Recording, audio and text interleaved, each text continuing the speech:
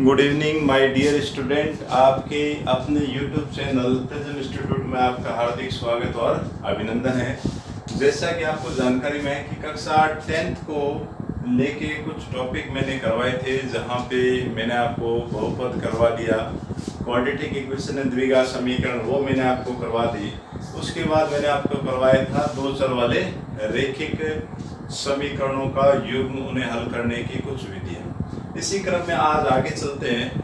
आज अपने एक आपका 10th क्लास का टॉपिक है समांतर श्रेणी वाला। क्या है समांतर श्रेणी? अर्थमेटिक प्रोग्रेशन है, इसलिए इसे क्या बोलते हैं? एपी। इसी का आज करते हैं पार्ट फर्स्ट। आज इसी का पार्ट फर्स्ट स्टार्ट करते हैं। सबसे पहले देखो इसकी कुछ बेसिक जानकारी है कि समांतर श्रेणी नाम से पता चलना चाहिए। समांतर मतलब समान अंतर, इसका मतलब क्या होता है? समान अंतर। पदों के अंदर क्या होना चाहिए? गैप, इंटरवल, जो अंतराल है, जो उनका गैप है वो क्या होना चाहिए? समान होना चाहिए। तब जाके श्रेणी क्या कहलाती है? समांतर श्रेणी कहलाती है।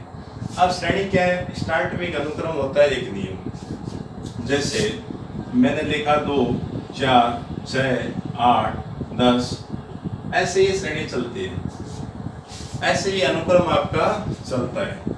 अनुक्रम या श्रेणी क्या है? एक नियम के अनुसार कुछ संख्याओं को लिख देना, वो कहलाता है आपका अनुक्रम। उसी से क्या बनती है? श्रेणियां बनती हैं, सीक्वेंस आपके बनते हैं। तो कुल मिला के 4 तरह की श्रेणी होती है। सबसे पहले समांतर श्रेणी जो अभी अपने पढ़ रहे हैं, उसकी बात आती है गुणात्मक श्रेणी, जिसे बोलते हैं जीपी, है ना। उसके बाद क्या होती है? हरात्मक श्रेणी, जिसको बोलते हैं एचपी। तो 3 तरह की श्रेणियां हैं और एक होता है अनुक्रम। अनुक्रम ये सारे अनुक्रम ही है। तो गुणात्मक श्रेणी एपी समांतर श्रेणी, उसके बाद गुणात्मक से जो श्रेणी होती है वो कहलाती है गुणोत्तर। गुणात्मक नहीं, सॉरी, गुणोत्तर कहते हैं। ये गुणात्मक, यह तो एक ही चीज है।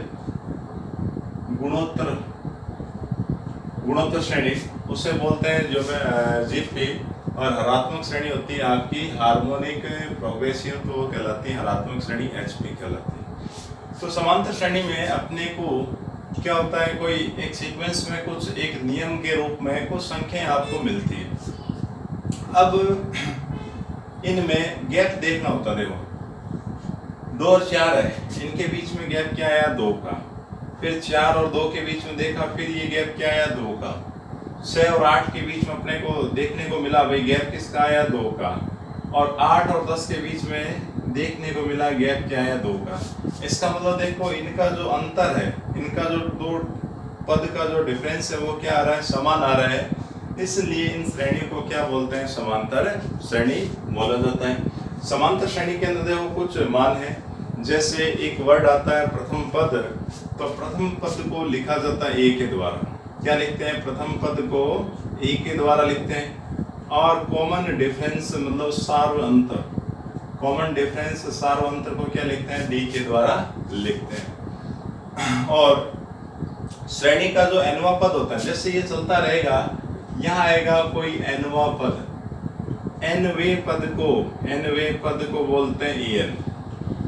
कई लोग en के द्वारा पढ़ाते हैं, कई tn के द्वारा पढ़ाते हैं, वही है श्रेणी का nवां पद होता है। तो श्रेणी किस प्रकार बनी होती है? देखो ये होता है पहला पद। श्रेणी का जो स्टार्ट में लिखा गया है वो कहलाता है प्रथम पद। क्या कहलाता है? ए कहलाता है। क्या कहलाता है? ए कहलाता है। इसे आप A1 भी लिख सकते हैं। ये जो लिख रखा है ये हो जाएगा इसका सेकंड पद A2। इसी प्रकार ये इसका थर्ड पद A3, A4, A5 और लास्ट वाला पद क्या कहलाएगा? इसका En कहलाएगा। डी देखो ये जो कॉमन डिफरेंस है ये अपने कैसे निकाला? 4 में से 2 को घटाया था। क्या किया था? 4 में से 2 को घटाया, फिर 6 में से 4 को घटाया। मतलब डी जो सार्व अंतर निकलता है वो आगे वाले पद में से पहले वाले पद को आपको सब्ट्रैक्ट करवाना पड़ेगा, घटाना पड़ेगा। तो हमेशा ही डी का जो मान होता है वो क्या होता है? A2 minus A1। या इस बात को यूं कह सकते हैं कि आगे का जो पद है En में से En माइनस 1वां पद आप घटाओ, मतलब आगे वाले पद में से उससे जस्ट एक कम, ठीक है, पहले वाले पद को यदि आप घटाओगे तो आपको क्या मिलेगा? कॉमन डिफरेंस आपको मिलेगा। तो इस सारे जमेले को देखते हुए लग रहा है कि जो समांतर श्रेणी है वो इस प्रकार से बनती है। पहला तो होता है एक, अब ए के अंदर आप एक बार डी को जोड़ दोगे, दूसरा पद आ जाएगा ए प्लस डी। इसी क्रम में एक डी आप और जोड़ दोगे तो क्या आएगा, ए प्लस 2d, तीसरा पद आएगा। इसी प्रकार ए प्लस में 3d यदि आप करोगे तो आगे का पद आ जाएगा। फिर अपने ए प्लस में 4d आप करोगे तो x से क्या ये पद चलते रहेंगे। तो इसका nवां पद का एक फॉर्मूला जनरेट हो जाएगा। कैसे कि nवां पद यदि निकालना है तो फॉर्मूला होता है a प्लस n माइनस 1 गुणा में d। इस सूत्र के द्वारा अपने कोई सा भी पद निकाल सकते हैं। समांतर श्रेणी का ये nवां पद होता है en बराबर a प्लस n माइनस 1 गुणा में d। तो इसी प्रकार ये जो समांतर श्रेणी आपकी होती है उसमें आप nवें पद के द्वारा कोई सा भी पद निकाल सकते हो। तो बहुत ज्यादा हो गया, इसको मिटा के मैं आपको जो काम की चीजें वही लिख देता हूँ। देखो तो कुल मिला के श्रेणी होती है आपकी एपी होती है आपकी इस प्रकार की ए प्लस डी, फिर चलता है ए प्लस 2d, ए प्लस 3d, ऐसे श्रेणी चलती है। इसका जो nवें पद का जो फॉर्मूला है वो लिख लेते हैं। nवां जो पद होता है वो होता है en का सूत्र होता है a प्लस n माइनस 1 गुणा में d। ये वाला जो फॉर्मूला है वो कब काम में लेते हैं, जब आपको कोई पद निकालना, जैसे कह दिया जाए कि श्रेणी का 8वां पद बताएं या इसका 10वां पद बताएं, है ना, या n का मान यदि आपको निकालना हो उस कंडीशन में।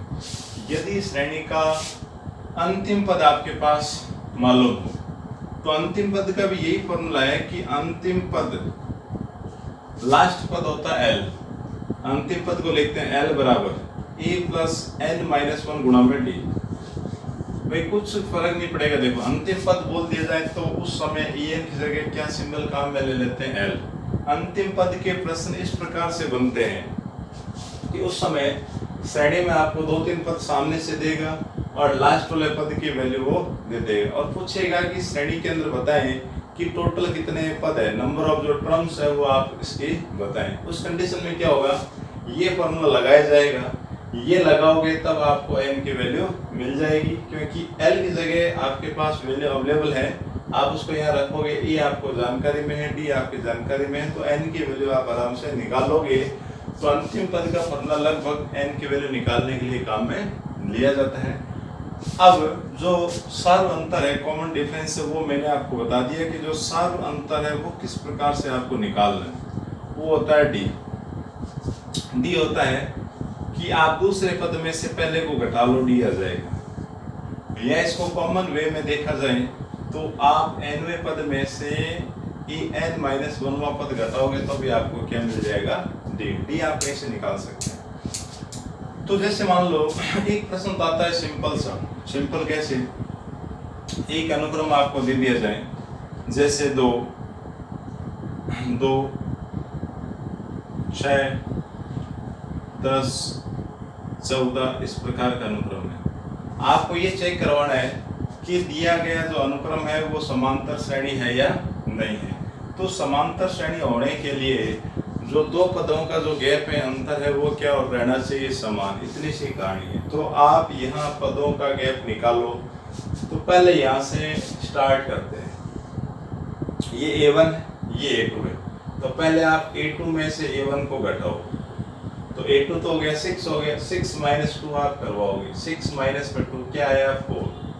आप a3 में से a2 को घटाओगे, क्या करें, a3 में से a2 को घटाएंगे तो a3 10 है और a2 का मान क्या दे रखा है 6, 10 में से 6 को घटाया फिर से क्या आया 4। इसी प्रकार a4 में से a3 को घटाओ, a4 का मान क्या है 14, 14 आपको दे रखा है, उसमें से a3 मतलब 10 है, 10 है, उसे आप घटाओगे 4 आएगा। अब देखो सभी जगह आपके पास वैल्यू क्या आ गई, सेम आ गई। तो ये जो प्रोसेस आप करवा रहे हैं वो आप क्या निकालने की कोशिश आप करवा रहे हैं, डी निकाल रहे हैं। सभी पदों के अंदर आपने क्या निकाला, डी, और डी आपका क्या आ रहा है, सेट आ रहा है, सभी के अंदर क्या है, समान आ रहा है। तो लिखेंगे कि दिया गया अनुक्रम, क्या लिखा जाएगा कि दिया गया अनुक्रम समांतर श्रेणी में, किसमें, समांतर श्रेणी में। बस ये अपने को चेक करवाने का एक प्रश्न आता है इस प्रकार। इसका यदि फॉर्मूले का आप स्क्रीनशॉट एक बार लेना चाहिए तो ले लें। इसके बाद आगे नेक्स्ट पैटर्न फिर करते हैं। आपका एक पैटर्न हो गया ये, इस प्रकार जैसे अनुक्रम देगा और पहला छोटा प्रश्न होगा कि आप इसके द्वारा क्या करें, पता लगाएं कि दिया गया अनुक्रम है वो आपका समांतर श्रेणी के अंदर आ रहा है क्या नहीं आ रहा। यदि आपके पास यहाँ वैल्यू क्या आ जाए, समान आ जाए, तो कह देंगे कि दिया गया अनुक्रम क्या होगा, समांतर श्रेणी के अंदर आ रहा है। और यदि आपकी वैल्यू अलग अलग आ रही हो उस समय लिखा जाएगा कि अनुक्रम क्या है, समांतर श्रेणी में नहीं है। तो पहला जो पैटर्न है, पहला जो तरीका है वो हो गया आपका ये वाला। आप चलते हैं कि सेकंड पैटर्न का प्रश्न वो आपसे कैसे पूछेगा। एक एक पैटर्न करते चलते हैं, धीरे धीरे आपका ये टॉपिक है होता रहेगा। सेकंड टाइप कि जैसे मान लो ये कह दिया जाए कि e का मान आपको क्या दे रखा है 10, मतलब प्रथम पद है वो आपका क्या है 10 है। साथ में लिखा जाए कि सार्वअंतर कॉमन डिफरेंस है वो आपका क्या है 6 दे रखा है। क्या दे रखा है, 6 दे रखा है। और पूछ लेगा कि आप श्रेणी के पहले 4 पदों की वैल्यू निकाल के बताओ। तो पहले कि आप क्या निकालो, 4 पद निकालो। तो पहला पद A1 तो भाई मालूम है, A1 क्या होता है, A खुद ही तो होता है, तो A आपको दे रखा है 10 हो गया।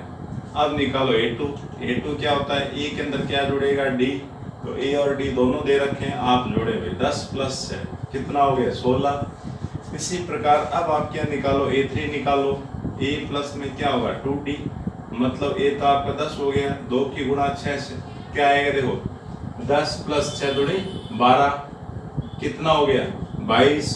इसी प्रकार A4 निकाल लो, A प्लस में 3D, तो A का मान 10, 3 इंटू D का मान क्या हो गया 6, 10 प्लस में 6 दिया 18, जुड़ के क्या आएगा 28। तो देखो प्रथम 4 पद क्रमशः क्या क्या आए, पहला आया 10 आया, फिर 16, 22, 28, ये आपका आंसर आ गया। तो ऐसे क्या है, सेकंड पैटर्न होता है आपका पदों को निकालना।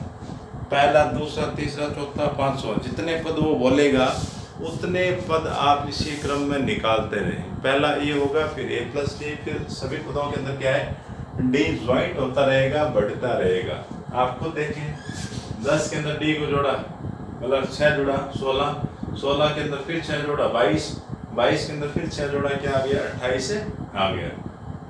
अब आगे चलते हैं। इसी क्रम में हो सकता है कि आपके सिंपल आएंगे, हो सकता है E और D में से कोई नेगेटिव भी आ जाए, तो भी देखो कोई दिक्कत नहीं, एक प्रश्न अपने वैसे भी ले लेते हैं।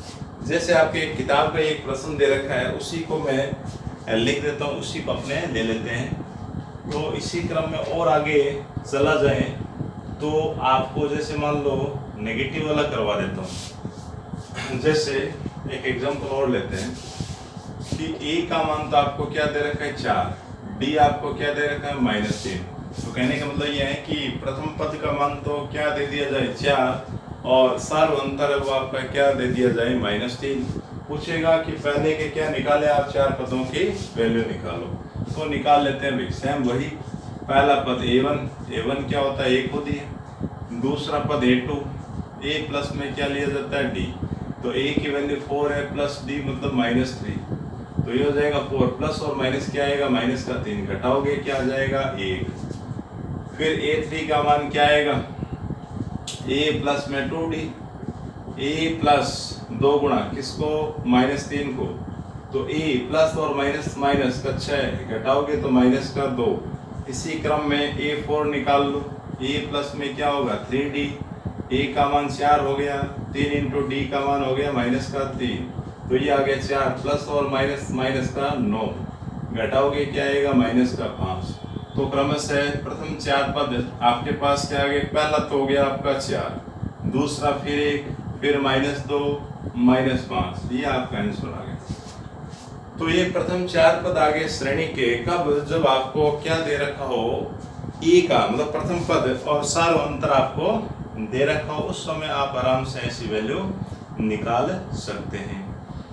अब आगे चलते हैं। इसी क्रम में यदि आपको कोई श्रेणी दे दी जाए, ठीक है, अब ऐसा तीसरा पैटर्न बनता है कि उसके अंदर आपको क्या दे दी जाए श्रेणी। और पूछेगा क्या कि प्रथम पद और क्या निकाल दें, कॉमन डिफरेंस डी का मान निकाल लें। जैसे एक श्रेणी आपको दे रखी है 3, 1 है ना, -1, -3, इस प्रकार की एक श्रेणी आपको दे रखी है। आपकी किताब का एक प्रश्न है, क्या दे रखा है 3, 1, -1, -3, इस प्रकार की ये श्रेणी है। और प्रश्न में ये पूछना चाह रहा है कि आप इसका प्रथम पद और सार्वंतर डी का मान निकाल लें। तो देखो प्रथम पद तो आपको मालूम है, प्रथम पद क्या होता है, लिखा गया पहला पद ए, पहला पद क्या लिखा गया 3, तो प्रथम पद का मान क्या आ गया 3 आ गया। डी निकाल लो, डी क्या होता है सार्वंतर, तो सार्वंतर डी निकल जाएगा कैसे, A2 में से A1 घटाओ, A2 का मान क्या हो गया 1 और A1 का मान कौन हो गया 3, घटाओगे तो क्या आएगा -2, तो D आपका क्या है -2, ये आपका क्या आ गया 3, ये आपका आंसर आ गया। तो ऐसे ये आपका तीसरा जो पैटर्न है, क्वेश्चन का जो थर्ड तरीका है वो आपका इस प्रकार का रहेगा। तो इसी क्रम में और आगे चलते रहोगे तो नेक्स्ट ऐसे ऐसे प्रश्न है जो बहुत सारे आपके बनते रहेंगे, जहाँ पर आपको श्रेणी दे रखी होगी उसमें से डी, ए वगैरह ये सारी चीज़ें आपको निकालनी पड़ेगी। तो चेक करवाना आ गया कि कौन सी श्रेणी है जो समांतर श्रेणी है ना। आगे के 4 पद किस प्रकार के निकालने आपको, यदि श्रेणी दे रखी है उसमें से पहला पद और क्या निकाल लो डी, वो कैसे निकलेगा।